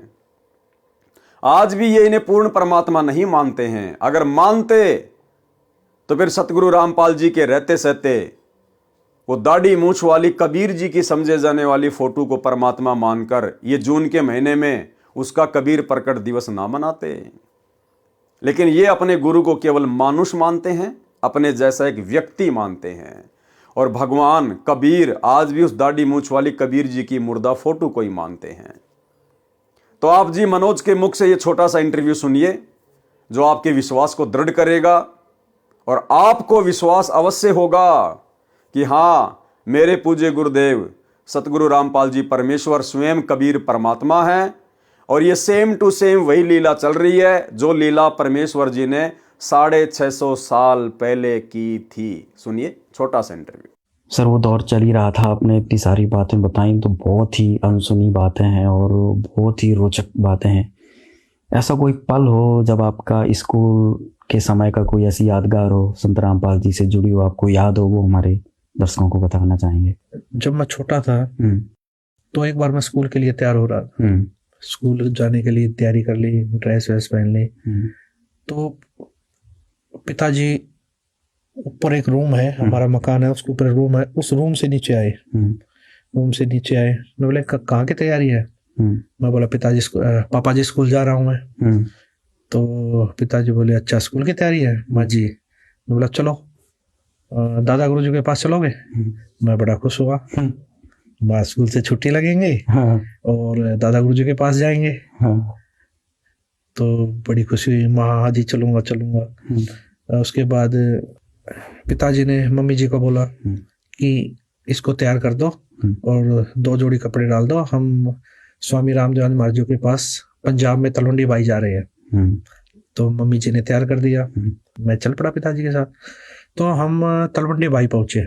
उस समय आना जाना क्या साधन से करते थे? उस समय बस से गए थे। उस समय संत रामपाल जी और बस से आना जाना करते थे। अच्छा, संत रामपाल जी बस से गए थे? हाँ, मैं और पिताजी संत रामपाल जी महाराज बस से तलवंडी बाई पहुंचे। तो वो टाइम था लगभग 12-1 बजे का था। 12-1 बजे हुए थे। तो हम तलवंडी बाई, जो स्वामी रामदेव जी महाराज जी के कई आश्रम है, तो वो तलवंडी बाई, मोगा, चुडानी, नजफगढ़, बहुत जगह आश्रम थे स्वामी रामदेव जी महाराज जी के। तो और लाखों की संख्या में स्वामी रामदेव जी महाराज जी के शिष्य भी थे। तो हम तलवंडी बाई पहुंचे आश्रम में। पहुंचने के बाद श्रद्धालु जो वहाँ सेवा कर रहे थे सबसे सत्साई हुई। तो वहाँ बैठे तो दादा गुरुदेव जी के बारे में पूछे, गुरुदेव जी कहाँ है? तो बताए जी वो विश्राम कर रहे हैं कमरे में अंदर। तो जब विश्राम कर रहे थे तो एक श्रद्धालु बोला जी दादा गुरुदेव जी को उठा देते हैं। तो गुरुजी ने मना कर दिया, नहीं, गुरुदेव जी को सोने दो, जब उठेंगे ना तब मिल लेंगे। ठीक है। तो हम गुरुदेव जी और दादा गुरुदेव जी का कमरा था, उससे बाहर बैठ गए। तो बाहर बैठ गए तो हम श्रद्धालु जो वहाँ सेवा कर रहे थे वो चाय ले आया। तो हमने वहाँ बैठकर चाय पी। तो चाय पी रहे थे, इतनी देर में अंदर से आवाज आई, खटखट की आवाज आई। तो जो सेवा कर रहा था वो, हाँ, जो श्रद्धालु हमारे साथ बातचीत कर रहा था, बैठा था, वो एकदम उठ के अंदर भागा। वो माँ क्या हुआ? पिताजी बोले क्या हुआ? गुरुदेव जी उठ गए हैं। तो वो भागा अंदर। तो अंदर गया तो हम बाहर खड़े थे, गुरुदेव जी इंतजार कर रहे थे हम। तो अंदर से जैसे श्रद्धालु ने जाके बताई कि हरियाणा से रामपाल जी आए हैं और उनका लड़का साथ आया है। तो दादा गुरुदेव जी, अंदर से आवाज आ रही अंदर क्यों नहीं बुलाया उनको? दादा गुरुदेव जी में अंदर क्यों नहीं आए, अंदर क्यों नहीं लेके आए आप उनको? अच्छा। वो कह रहा जी आप विश्राम कर रहे थे, उठाया क्यों नहीं मेरे को? अच्छा। आपने उठाया क्यों नहीं? जब वो आए हुए थे तो उठाया क्यों नहीं मेरे को? अंदर क्यों नहीं लेके आए आप? अच्छा। तो एक श्रद्धालु और था, वो भागा आया अंदर से बाहर, बोला जी गुरुदेव जी बुला रहे हैं आपको, अंदर आ जाओ, जल्दी आ जाओ, यानी कि जल्दी ही उसमें आओ। तो गुरुदेव जी बोले, क्या बात हुई? उनको रोका, कुछ बात होगी क्या? कि वो बोले कोई ऐसी बात तो नहीं होगी जिससे दादा गुरुदेव जी स्वामी रामदेव जी महाराज मुझसे नाराज हो गए हो कभी? कोई ऐसी बात तो नहीं हो रखी है? गुरु जी बोले, बोला नहीं जी नाराज नहीं, वो तो यूं कह रहे हैं, वो तो ये दादा गुरुदेव जी ये कह रहे हैं उनको पहले क्यों नहीं बुलाया? अच्छा। मुझे उठाया क्यों नहीं? वो तो इसलिए बोल रहे हैं। तो उसके बाद अंदर गए तो दादा गुरुदेव जी यूं देखकर, रूम था तो दादा गुरुदेव जी यूं देखकर, यूं गेट की तरफ देखकर यूं उठ रहे। अच्छा। यानी कि गुरु जी अंदर आए, उनको देखकर उठने लगे। अच्छा। अपनी चारपाई से। अच्छा। हाँ, उठने लगे तो गुरु जी, हम स्पीड से चल ही रहे थे, जाके गुरु जी के चरण लिए, चरण लेके गुरु जी के खड़े, तो दादा गुरु जी उठ रहे थे, उठते साथ बोले जी आप यहाँ बैठिए। अच्छा। दादा गुरुदेव जी बोले जी आप बैठिए। संत रामपाल जी महाराज, संत रामपाल जी महाराज जी को बोले जी आप बैठिए यहाँ। आप श्रद्धालु जो दो सेवक थे वो खड़े थे वहाँ, वो भी आश्चर्य में, दादा गुरु जी क्या बोल रहे हैं। और दादा गुरुदेव जी हाथ जोड़कर बोले जी आप बैठिए। तो गुरुदेव जी ने हाथ जोड़े, नौलाना ने नहीं जी आप बैठिए। गुरुदेव जी ये स्थान तो आपका है, आप बैठिए। गुरुदेव जी, दादा गुरुदेव जी भी यूं करके नहीं जी आप बैठिए। कम से कम 2-3 मिनट तक ये चीजें चलती रही। अच्छा। जैसे कोई घर में मेहमान आ जाता, हम कहते जी बैठिए, वो कहने नहीं जी पहले आप बैठिए। तो कम से कम 2-3 मिनट तक ये चीजें चली है, मैंने देखी है ये चीजें। बच्चा था उस समय, ध्यान नहीं था भाई इतना। सर ये तो जो आपने बताई ये बात बहुत ही अद्भुत है, क्योंकि सनातन धर्म में, हिंदू धर्म में, अपनी गुरु परंपरा में अगर देखा जाए तो गुरु पद उच्च होता है और शिष्य का स्थान जो होता है वो नीचे होता है। आज इस प्रकार से आप एक घटना का जिक्र कर रहे हैं, तो स्वामी जी अपने चारपाई पे संत रामपाल जी महाराज को बिठाने के लिए बोल रहे हैं। जी जी, ये चीजें मुझे भी, चलो उस समय बचपना था इतनी समझ में, लेकिन आंखों के सामने ये चीजें चल तो रही थी।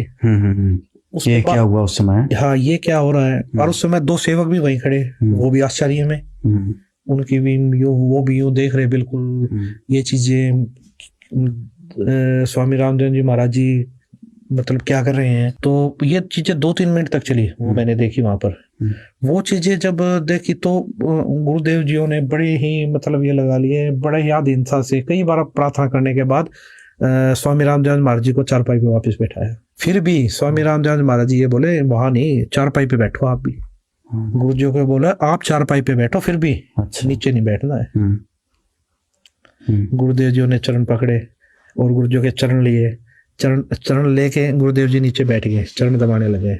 गुरुदेव संत रामपाल जी महाराज जी बोले, जी संत रामपाल जी महाराज जी चरण सेवा करने लगे, तो मैं भी चरण सेवा करने लग गया। तो स्वामी रामदेव जी महाराज जी तब भी मैं देख रहा था, उस समय भी बड़े ही गुरुजों की तरफ देखते रहे, फिर भी मतलब यूं देखते रहे, गुरुजों की तरफ देखते रहे। अच्छा। हाँ, ये चीज बड़ा ही अचंभित लगी उस समय, मैं देख रहा था मैं ये क्या चीज है क्या नहीं। श्रद्धालु जो सेवक खड़े थे वो तो मतलब ये लगा लीजिए देखते ही रहे, बिल्कुल आंखें फटी की फटी रह गई उनकी। दादा गुरुदेव जी क्या इतना महत्व दे रहे हैं, क्या बात है। तो ये चीजें मैंने देखी उस समय। तो ये चीजें जो समझ में आ रही हैं, ये चीजें तो जैसे सत्संग सुनने को मिले, संत रामपाल जी महाराज जी को पता लगा। उस समय भी आज से 600 साल पहले भी ये घटना घटी थी। अच्छा, कैसे? ये जिस समय कबीर परमात्मा जी आए उस समय भी स्वामी रामानंद जी महाराज कबीर साहब जी के गुरु जी थे, नाम दीक्षा ली थी।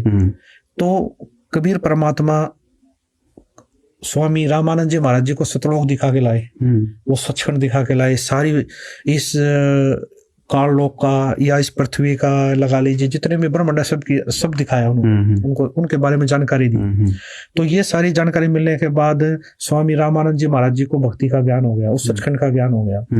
तो इसी प्रकार स्वामी रामानंद जी महाराज जियों ने कबीर परमात्मा को हाथ जोड़कर प्रार्थना की कि जी आप मुझे नाम दीक्षा दीजिए, आप ही परमात्मा हो। जब उनको ज्ञान होगा उन्होंने बोला आप ही परमात्मा हो। अच्छा। तो मैं कैसे बैठ सकता हूँ जी ऊपर, कैसे मैं आपका गुरु हो सकता हूँ। तो ये चीजें जब देखी, ये चीजें उस समय भी ये घटना घटी थी, ये विचित्र घटना हुई थी उस समय भी। तो स्वामी कबीर परमात्मा ने स्वामी रामानंद जी महाराज जी को भी यही बोला था उस समय कि जी गुरु और शिष्य, गुरु और शिष्य का नाता है, ये बना रहेगा, ये भक्ति काल का कलयुग तक। कबीर परमात्मा बोले ये चीजें चलेंगी और वहां तक लेके जानी है हमें, तो आप मेरे गुरु रहो, मैं आपका शिष्य रहूंगा। और ये भक्ति, जो भक्ति युग है, ये गुरु शिष्य का नाता बना रहेगा, ये मेरी आपसे प्रार्थना है। तो ये चीजें अब जो देखने को मिल रही है, ये चीजें कुछ मुझे तो लगा वही बिल्कुल, ये तो वही घटनाक्रम जो अभी आपने 600 वर्ष पहले कबीर जी का बताया, वही घटनाक्रम इस समय आपने जो देखा, ये तो बहुत ही अद्भुत बात है। जो हमारे दर्शक हैं वो इस घटना को देखकर समझ सकते हैं कि ये तो बिल्कुल प्रत्यक्ष दृष्टा थे मनोज जी वहाँ पर। और जो ये घटनाक्रम हुआ, इससे संत रामपाल जी महाराज के जो भक्त हैं वो समझ सकते हैं कि संत रामपाल जी महाराज कौन है। ये तो सर बहुत ही अद्भुत आपने घटना बताई है। इसके साथ सर कोई और याद जुड़ी हो? उसके बाद मैं बताना चाहूंगा एक और अद्भुत जो घटना घटी है मेरी आंखों के सामने, वो भी बताना चाहूंगा आपको जी। मैंने क्या देखा, एक बार स्वामी रामदेवानंद जी महाराज जी बैठे हुए और सैकड़ों की संख्या में श्रद्धालु बैठे हुए। दादा गुरुदेव जी ने संत रामपाल जी महाराज जी को बुलाया। अच्छा। बुलाने के बाद उनको अपने पास बैठाया। अपने पास बैठा के स्वामी रामदेवानंद जी महाराज जी बोले, जितने भी श्रद्धालु वहां बैठे हुए थे, आज के बाद संत रामपाल जी महाराज जी नाम दीक्षा देंगे सभी को। अच्छा जी, मैं नाम दीक्षा नहीं दूंगा आज के बाद, संत रामपाल जी महाराज जी नाम दीक्षा देंगे। और आगे जो भी नाम दीक्षा लेगा वो संत रामपाल जी महाराज जी से नाम दीक्षा ले। अच्छा। स्वामी रामदेवानंद जी महाराज जितने भी श्रद्धालु वहां पर बैठे हुए थे उनके सामने बोला, आज के बाद मैं तुम्हारा गुरु नहीं हूं, आज के बाद आपके गुरु संत रामपाल जी महाराज हैं। आज के बाद यही आप सभी को नाम दीक्षा देंगे। और तो और सबसे विचित्र बात, जिन्होंने मेरे से भी नाम दीक्षा ले रखी है, हाँ। वो दोबारा संत रामपाल जी महाराज जी से नाम दीक्षा ले। अच्छा। ये चीज मैंने अपनी आंखों से देखी, कानों से सुनी। अच्छा। और वहां पर सैकड़ों की संख्या में भगत बैठे थे, उन्होंने भी सुनी। इतना कहकर स्वामी रामदेवानंद जी महाराज जी ने संत रामपाल जी महाराज जी की तरफ देखा और बोले, संत रामपाल जी, आप जी के बराबर इस पृथ्वी पर कोई संत नहीं होगा। और ये चीज एक बार नहीं कही स्वामी रामदेवानंद जी में, दादा गुरुदेव जी ने ये कम से कम सैकड़ों बार बोला है। अच्छा। ये चीजें जहां भी जैसे छुड़ानी धाम में भी बोला। हाँ।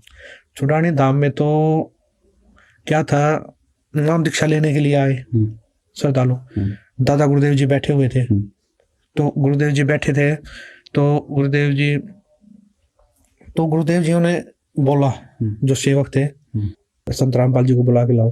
तो गुरुदेव जी साइड वाले रूम में थे उस समय, श्रद्धालुओं को समझा रहे थे, जो नए भगत थे उनको तत्व ज्ञान बता रहे थे। तो दादा गुरुदेव जी ने बुलाया संत रामपाल जी, और बुला लिया था कि सेवक गए, वो बोले जी दादा गुरुदेव जी बुला रहे हैं, गुरुदेव जी बुला रहे हैं। जब गुरु जी आए तो स्वामी जी ने हाथ जोड़ के बोला, आप इनको नाम दीक्षा दीजिए। जब गुरु जी आए तो स्वामी जी ने हाथ जोड़ के बोला, आप इनको नाम दीक्षा दीजिए। जब गुरु जी आए तो स्वामी जी ने हाथ जोड़ के बोला, आप इनको नाम दीक्षा दीजिए। जब गुरु जी आए तो स्वामी जी ने हाथ जोड़ के बोला, आप इनको नाम दीक्षा दीजिए। अच्छा जी, आप इनको नाम उपदेश दीजिए। तो ये चीज मैंने अपनी आंखों से देखी है, एक बार नहीं सैकड़ों बार ये दादा गुरुदेव जी ने बोला है। फिर मेरे जीवन में एक ऐसी घटना घटी, 1992 की बात है, कि मैं एक डीआईजी को लेकर के मधुबन गया हुआ था, पुलिस ट्रेनिंग सेंटर के अंदर। रात को वहाँ ठहरे, मैं सुबह सोकर उठा तो मैंने देखा, मैं चारपाई पर लेटा हुआ, मेरी आंखें खुल गई। तो लेटे लेटे मैं क्या देख रहा हूं कि मेरे पैरों की तरफ उस मकान यानी कमरे में 2 खिड़कियां थी। एक खिड़की में महाराज जी कम से कम 8-10 फीट ऊपर आसमान में बैठे हैं। वो सीन मुझे आज तक याद है। काले रंग के चश्मे लगा रखे थे, लाइनिंग वाला शर्ट, काली पैंट, और ऐसे बैठे हैं जैसे पद्म आसन होता है, हाथ जोड़कर। तो संत रामपाल जी की तरफ 2 पैर दिखाई दे रहे हैं, घुटने से नीचे बिल्कुल लाल रंग के, जैसे सूर्य सुबह निकलता है। तो मैं देख कर डर गया। मैंने अपनी घड़ी देखी, उस द्वार पे एक घड़ी लगी हुई थी, उसको देखा भी 7 बज गए। दूसरी खिड़की से देखा तो शहतूत का पेड़ है, चिड़िया बैठी हैं। लेकिन मैं ये सीन क्या देख रहा हूँ, कम से कम 5 मिनट मैंने सीन को देखा। तो मैं डर गया कि मैंने समझा कि भी कहीं गुरुजी मर गए हैं, उनकी आत्मा मुझे मिलने के लिए आ रही है। और उस समय फ़ोन भी नहीं थे, मैं डीआईजी को बोल भी नहीं सकता था कि मेरा भाई मर गए हैं। तो मैं बहुत चिंतित हो गया।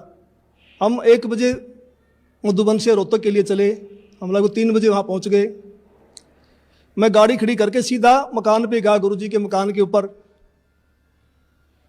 तो जाके मैंने देखा गुरुजी ठीक ठाक मिले, मन में शांति हुई। तो गुरुजी ने पूछा भी कैसे आना हुआ आज दिन में, कैसे टाइम मिल गया। तो मैंने घटना के बारे में बताया। मैंने कहा जी मैंने तो ऐसे ऐसे एक घटना देखी सुबह सुबह, मैं डर गया कहीं आप मर ना गए हो। तो महाराज जी ने कहा कि मेरे स्वरूप में कबीर परमेश्वर आए थे और अब आपको भक्ति मिल जाएगी। तो मैंने कहा जी मैं तो ड्रिंक्स वगैरह कर लेता हूँ, वो छूटती नहीं, भक्ति कैसे करूँगा। तो गुरु जी ने कहा जा आज के बाद नहीं पिएगा। तो उनके एक शब्द से ऐसी दीवार खड़ी हो गई कि आज 1992 की बात है, आज 2013 हो गया, यानी लगभग 21 वर्ष हो गए। वो आज तक मैंने शराब को छुआ तक नहीं है। एक दिन संत रामपाल जी करनाल के अंदर एक भगत के घर गए हुए थे और सतगुरु जी ने 3.5 घंटे के लगभग सत्संग किया। जब चलने लगे तो एक औरत ने, जो काफ़ी बुजुर्ग थी, कोई 65 साल के करीब उनकी उम्र रही होगी, उन्होंने कहा कि जी मैं आपसे कुछ बात करना चाहती हूँ। तो गुरु जी ने कहा ठीक है पूछो। तो उसने कहा जी आपने जैसे सत्संग समाप्त किया तो आपके ऊपर से कमल के फूल पर बैठा हुआ सफेद परमात्मा निकल के गया है, मानव सदर्श, और मैं कमल की पंखड़ी को बहुत दूर तक देखते रही ऐसे। तो संत रामपाल जी ने कहा फिर आपकी क्या सलाह है नाम लेने की। तो उसने कहा मैंने तो गुरु बनाया हुआ राधा स्वामी व्यास से, और मैं तो मंदिरों में भी जाती हूँ, देवताओं की पूजा भी करती हूँ। तो महाराज जी ने कहा देखो उनके फूटे भाग, ये सच्चाई को देखकर भी नहीं मान रही हैं। तो फिर हम चल पड़े। उस समय गुरु जी के पास सुमो गाड़ी होती थी, हम दिल्ली साइड में जा रहे थे। मैंने महाराज जी से प्रश्न किया कि महाराज जी परमात्मा का भी अजीब खेल है, जो ढूंढ रहे हैं उनको दर्शन नहीं दे रहे, और जिनको दर्शन दे दिए, जो इनको प्रकट होके बता गए, वे इसको मान नहीं रहे कि परमात्मा की क्या लीला है। तो महाराज जी ने कहा ये बुद्धि से परे का विषय है और इसको आप नहीं समझ पाएंगे। फिर मैंने कहा जी बताओ, दया करो। संत रामपाल जी ने बताया कि ये औरत 600 वर्ष पहले जब कबीर परमेश्वर आए थे उनकी शिष्या थी। इन्होंने लगभग 5-6 महीने भक्ति की, फिर इन्होंने नाम छोड़ दिए। उसी प्रथम मंत्र के प्रभाव से इसको मानवश्री मिलते आ रहे हैं, भक्ति में रुचि है। अब ये समझ रही है कि जो मेरे को छोटा मोटा लाभ मिल रहा है ये देव देवता या मेरा पुराना गुरु दे रहा है, जो उन्होंने बनाया हुआ है, तो डर के मारे नहीं छोड़ना पा रही। तो मैंने फिर प्रश्न किया कि महाराज जी मैंने तो ये पूछा है कि इनको दर्शन क्यों दिए। तो गुरु जी ने कहा, संत रामपाल जी बोले कि परमात्मा किसी की उधार नहीं रखता, ये कल को मरेगी, नरक में जाएगी, वहाँ उसको बड़ा कष्ट होगा। जब आत्मा रोती है तो परमात्मा को आना पड़ता है, मन की नहीं सुनता परमात्मा। तो फिर ये आत्मा वहाँ सवाल करती है कि जी आपकी भक्ति का हमें ज्ञान नहीं था, हमने भक्ति तो बहुत की। तो वहाँ परमात्मा ये सीनरी दिखाएंगे, ये सारी फिल्म दिखाएंगे कि 3-3.5 घंटे मैंने सत्संग सुनाया, आप क्या भक्ति कर रहे हो, इसका क्या लाभ है, मेरी भक्ति क्या है, और जाते समय दर्शन दे दिए। तो परमात्मा ने अपने सिर से भार उतार दिया, पर ये आत्मा बोल नहीं पाएगी, चुप हो जाएगी। तो मेरा भगत समाज से यही बार बार निवेदन है कि ऐसा मौका बार बार नहीं आता, तो संत रामपाल जी की शरण में आकर के अपना आत्म कल्याण करवाएं। सत साहिब। धन्यवाद आपको। तो भाई और बहनों, आपको विश्वास हो जाना चाहिए कि धरती पर यदि एकमात्र कोई कबीर देव है तो सतगुरु रामपाल जी परमेश्वर हैं, और जिसको ये विश्वास हो जाएगा फिर वो नकली कबीर को नहीं पूजेगा। उस दाढ़ी मूंछ वाली कबीर जी की नकली फोटो को अपने घर पर, अपने दरबार में, अपने लॉकेट में नहीं रखेगा। और यदि इतना सब कुछ आंखों के सामने प्रमाण देखने के बावजूद भी उस नकली कबीर की फोटो को अपने लॉकेट में रखेगा, घर के दरबार में फोटो में रखेगा, घर की दीवारों पर रखेगा, जून के महीने में उसका कबीर प्रकट दिवस मनाएगा, उस नकली मुर्दा फोटो को दंडवत करेगा, तो भाई और बहनों वो आत्मा फिर मोक्ष प्राप्त करने के लक्षणों युक्त नहीं है। परमेश्वर कबीर जी ने कहा, हे स्वामी जी, गुरु जी तो आप ही रहो, मैं आपका शिष्य हूं। ये गुरु परंपरा बनाए रखने के लिए अति आवश्यक है। यदि आप मेरे गुरु जी रूप में नहीं रहोगे तो भविष्य में संत व भगत कहा करेंगे कि गुरु बनाने की कोई आवश्यकता नहीं है, सीधा ही परमात्मा से ही संपर्क करो। कबीर ने भी गुरु नहीं बनाया था। हे स्वामी जी, काल प्रेरित व्यक्ति ऐसी ऐसी बातें बनाकर श्रद्धालुओं को भक्ति की दिशा से भ्रष्ट किया करेंगे तथा काल के जाल में फांसे रखेंगे। इसलिए संसार की दृष्टि में आप मेरे गुरुजी की भूमिका कीजिए तथा वास्तव में जो साधना की विधि मैं बताऊं आप वैसे भक्ति कीजिए। स्वामी रामानंद जी ने कबीर परमेश्वर जी की बात को स्वीकार किया। कबीर परमेश्वर जी एक रूप में स्वामी रामानंद जी को तत्व ज्ञान सुना रहे थे तथा अन्य रूप धारण करके कुछ ही समय उपरांत अपने घर पर आ गए, क्योंकि वहां नीरू तथा नीमा अति चिंतित थे। बच्चे को सकुशल घर लौट आने पर नीरू तथा नीमा ने परमेश्वर का शुक्रिया किया। अपने बच्चे कबीर को सीने से लगाकर नीमा रोने लगी तथा बच्चे को अपने पति नीरू के पास ले गई। नीरू ने भी बच्चे कबीर से प्यार किया। नीरू ने पूछा, बेटा आपको उन ब्राह्मणों ने मारा तो नहीं? कबीर जी बोले, नहीं पिताजी, स्वामी रामानंद जी बहुत अच्छे हैं, मैंने उनको गुरु बना लिया है। उन्होंने मुझको सर्व ब्राह्मण समाज के समक्ष सीने से लगाकर कहा है ये मेरा शिष्य है। आज से मैं सर्व हिंदू समाज के सर्व जातियों के व्यक्तियों को शिष्य बनाया करूंगा। माता पिता नीरू तथा नीमा अति प्रसन्न हुए तथा घर के कार्य में व्यस्त हो गए। स्वामी रामानंद जी ने कहा, हे कबीर जी, हम सभी की बुद्धि पर पत्थर पड़े थे, आपने ही अज्ञान रूपी पत्थरों को हटाया है। बड़े पुण्य कर्मों से आपका दर्शन सुलभ हुआ। ये शब्द अगम निगम बोध के पृष्ठ 38 पर लिखा है।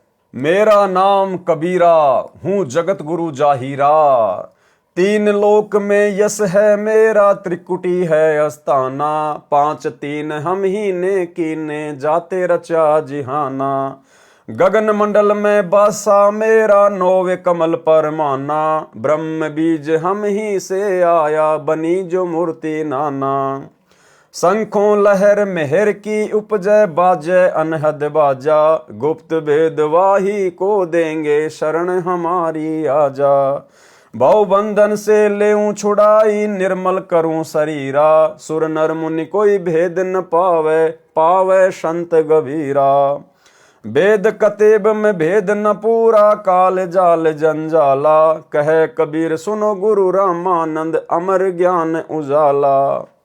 नेकी सेऊ सम्मन के बलिदान की कथा। तो भाई और बहनों, आज के वीडियो में केवल इतना ही, क्योंकि गुरुदेव के कर कमल से लिखित पवित्र ग्रंथ कबीर सागर के सरलार्थ के ऊपर जो वीडियो बनाए जा रहे हैं और वर्तमान में जो वीडियो बन रहे हैं ये कुछ रोचक कथाओं के ऊपर हैं। तो ये कथाएं हमने गुरुदेव के मुख कमल से अनेकों बार सुनी हुई है और इन कथाओं का जो निष्कर्ष है ये हम पहले के वीडियो में भली भांति समझ चुके हैं। तो वर्तमान में इन रोचक कथाओं को केवल हम गुरुदेव के कर कमल से लिखित होने के कारण हम इनको पढ़ेंगे। इनको पढ़ने मात्र से, इनको सुनने मात्र से भी हम ढेर सारे पुण्य के भागी बनते हैं। तो भाई और बहनों, आज के वीडियो में केवल इतना ही। कल रात्रि 8 बजे फिर से दास के Facebook page Pawan Das is live के ऊपर लाइव जुड़िए एक नए वीडियो के साथ में। तब तक गुरुदेव भगवान हम सबको आज्ञा दें, इजाज़त दें, आशीर्वाद दें। बंदी छोड़ सतगुरु रामपाल जी भगवान की जय हो।